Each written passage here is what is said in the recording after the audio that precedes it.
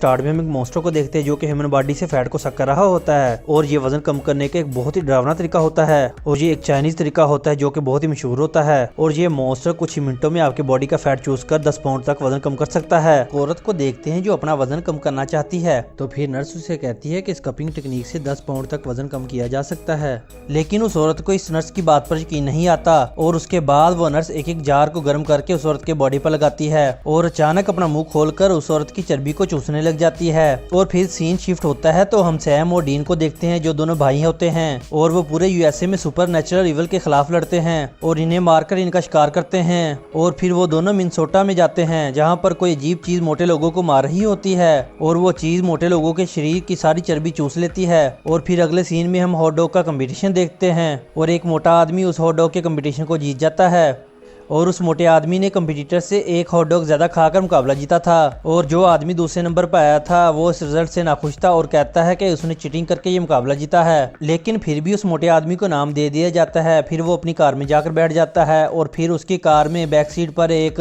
Mysterious आदमी नजर आता है जो उस मोटे आदमी पर हमला कर देता है और फिर वैक्यूम क्लीनर की तरह वो उस मोटे आदमी के जिस्म की सारी चर्बी को चूस लेता है। और फिर अगले दिन उस मोटे आदमी की खबर अखबार में आती है और फिर उसके बाद दोनों भाइयों को उसकी मौत के बारे में पता चलता है और ये भी पता चलता है कि अचानक उसका वजन 400 पाउंड से लेकर 100 पाउंड तक आ गया था और उसकी मौत हो गई थी और उनको लगता है इसमें सुपरनेचुरल इवल का हाथ है। और उसके बाद वो एक पुलिस ऑफिसर से मिलते हैं और वो इनको बताती है कि उस आदमी के सारे इंटरनल ऑर्गन भी डैमेज हो चुके हैं। और फिर वो ऑफिसर उनको एक और आदमी के बारे में बताती है जिसने कोई कंपटीशन नहीं छोड़ा था ईटिंग का और वो इस मोटे आदमी से आखिरी कंपटीशन हारा था, वो भी हॉट डॉग का। और जिस आदमी ने इस आदमी से कंपटीशन हारा था उसका नाम स्किनी जिम था और यही आदमी जिसका नाम स्किनी है सस्पेक्ट है। हो सकता है इसी आदमी ने अपना गुस्सा उतारने के लिए इस आदमी को मारा हो। और बहुत सारे गवाहों ने बयान दिया था कि इस आदमी की मौत के वक्त हमने स्किनी को डाइनिंग रूम में देखा था। और उसके बाद वो दोनों स्किनी के घर में जाते हैं और उसे इंटेरोगेट करते हैं और फिर स्किनी उनको कहता है कि वो इस आदमी की मौत से बिल्कुल भी अपसेट नहीं है और वो मोटा आदमी इसी तरह की मौत को डिजर्व करता था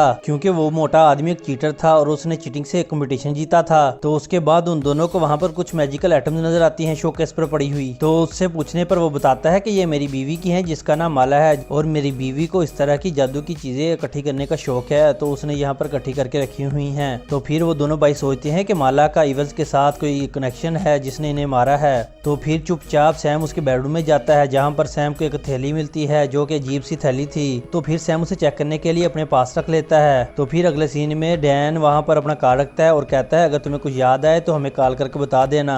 और इस थैली में इन्हें इंसानी बाल मिलते हैं और कुछ काला जादू करने वाली चीजें मिलती हैं। तो वो इंटरनेट को चेक करते हैं तो उन्हें पता लगता है कि इस तरह की थैली काले जादू में इस्तेमाल होती है।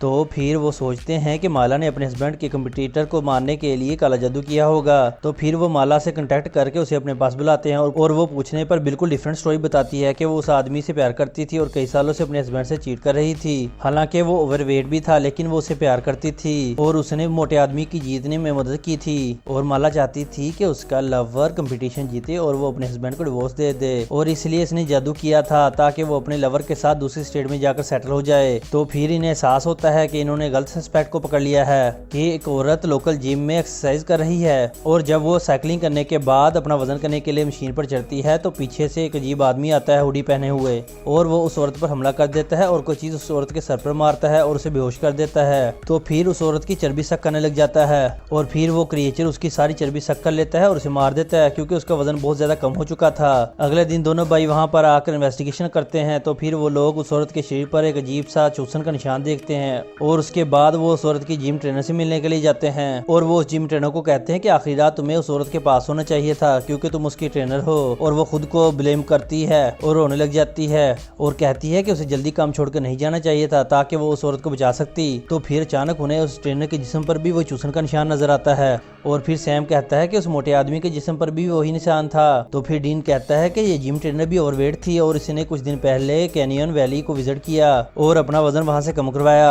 और वो इंटरनेट पर उस स्पै वैली की वीडियो देखते हैं और वो बताते हैं कि वो अपने क्लाइंट का वजन बगैर किसी डैडी के बिल्कुल आसानी से खत्म कर देंगे। और उसके बाद सैम और डैन उस स्पै वैली में जाते हैं और वहां जाकर जॉब मांगते हैं और वहां स्पै वैली में सिर्फ एक जॉब थी वो भी ट्रेनर की और वो जॉब सैम को मिल जाती है तो डीन को किचन के कामों में लगा दिया जाता है। तो फिर अगले सीन में लोकल पुलिस ऑफिसर अपनी बॉडी की शेप और वजन कम करने के लिए वहां वहाँ आती है। तो फिर मरीजा उसे स्लिम करने के लिए ट्रीटमेंट रूम में ले जाती है। तो फिर मरीजा उससे कंफर्म करती है कि ट्रीटमेंट के बाद उसकी बॉडी पर लाल निशान रह जाएंगे और उसके बाद प्रोसीजर स्टार्ट हो जाता है। तो वो शरीफ आहिस्ता आहिस्ता नींद में चली जाती है। जब क्लाइंट सो जाती है तो मरीजा फिर बॉडी से उसकी चर्बी चूसने लग जाती है और उसके बाद हम डीन को किचन में देखते हैं जो भूख की वजह से खाना खाता है। तो फिर अचानक उसे चक्कर आने लगते हैं और वो बेहोश होकर गिर जाता है। और फिर सैम सब क्लाइंट्स को योगा करवाता है, उन सब की बॉडी पर चूसने वाला निशान दिखता है और वो हैरान हो जाता है। और योगा के बाद सैम को उसकी कॉल आती है, यानी कि डीन की कॉल आती है, वो भी आधी बेहोशी में, और वो भागता हुआ किचन में जाता है। और डीन सैम को कहता है खाने में कुछ मिलाया हुआ है जिसकी वजह से मुझे चक्कर आ गए और मैं बेहोश हो गया। और उसके बाद सैम सीधा शेफ के पास जाता है और उससे पूछता है। तो वो शेफ बताता है कि क्लाइंट्स के मेटाबॉलिज्म को तेज करने के लिए हम खाने में न्यूट्रिएंट्स मिलाते हैं। और फिर दवाई का डब्बा चेक करने पर उन्हें पता लगता है कि कोई न्यूट्रिएंट्स नहीं है, बल्कि ये नींद की गोलियां मिला रहे हैं खाने में। और अगले सीन में लैरी मरीजा को बताता है कि सैम और डीन वर्कर्स नहीं हैं बल्कि एजेंट्स हैं जो इन्वेस्टिगेशन करने के लिए यहाँ पर आए हैं और हमें सारे सबूत मिटाने होंगे। इसके लिए मरीजा सीधा कमरे में जाती है और फ्रिज से चर्बी निकाल कर डंप करने लग जाती है, लेकिन डंप करने की बजाय वो उस चर्बी को खाने लगती है। तो अचानक डीन पीछे से वहां आ जाता है और फिर मरीजा को कुर्सी से बांध देता है। तो फिर मरीजा उसे अपनी कहानी बताती है कि वो स्टैकू है जो क्रिएचर इंसानी चर्बी चूसता है। और वो कहती है इसने किसी को नहीं मारा बल्कि वो लोगों की चर्बी चूस कर उनकी मदद करती है वेट लूज करने में, और उसने आज तक किसी को नुकसान नहीं पहुंचाया। और उसके हस्बैंड ने इस कैनियन वैली को ओपन किया ताकि लोग अपना वेट आसानी से लूज कर सकें। और वो कहती है कि उसका भाई अलांसो जो किचन में काम करता है वो भी किलर हो सकता है क्योंकि वो अपनी भूख पर कंट्रोल नहीं कर सकता। अगले सीन में हम अलांसो और लैरी को देखते हैं। तो फिर लैरी अलांसो से कहता है कि उसने फैमिली बिजनेस को खराब कर दिया है और उसकी बहन मरीजा उसे यहाँ नहीं देखना चाहती और तुम सामान पैक करो और यहाँ से निकल जाओ। तो फिर अलांसो गुस्से में आकर लैरी को मार देता है। तो फिर सैम लैरी को मरा हुआ देखकर मरीजा को जाकर इसके बारे में बताता है कि उसका हस्बैंड मर गया है। तो फिर मरीजा उनको अलांसो के बारे में सब कुछ बता देती है कि अलांसो मेरी तरह भूख को कंट्रोल करके थोड़ा थोड़ा नहीं खाना चाहता था, यानी कि अपनी भूख पर काबू बिल्कुल ही खो दिया। और उसने तो एक क्लाइंट को तकरीबन मार दिया था चर्बी चूसते चूसते एक ट्रीटमेंट के दौरान। और उसके बाद हमने अलांसो को किचन के कामों में लगा दिया ताकि वो क्लाइंट को नुकसान न पहुंचा सके। तो फिर मिर्जा उनको कहती है उसका भाई बेसमेंट में छुपा होगा खुद को बचाने के लिए और उसे सिल्वर नाइफ से मारा जा सकता है और उसकी सकिंग ट्यूब काट कर। तो फिर वो दोनों अलांसो को मारने के लिए बेसमेंट में चले जाते हैं। तो वहां जाकर बेसमेंट में उन्हें शेफ की लाश मिलती है। तो सैम उसके पैरों के निशानों पर उसका पीछा करता है, यानी कि अलांसो का पीछा करता है। तो फिर अचानक अलांसो सैम पर हमला कर देता है और उसे नीचे गिरा देता है। तो फिर अपनी सकिंग ट्यूब से उसे सक करने की कोशिश करता है लेकिन डीन उसे आकर बचा लेता है। तो फिर अलांसो छुप जाता है। तो फिर सैम उसे बाहर निकालने के लिए उसे उकसाता है और कहता है कि मरीजा भी तुम्हें एक मॉन्स्टर समझती है